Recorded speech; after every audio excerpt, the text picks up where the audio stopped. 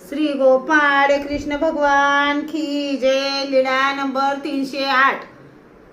वांबोरी येथे दक्षिणेश्वराच्या देवळात मुक्काम। मग सर्वज्ञ श्री चक्रधर स्वामींचा वांबोरी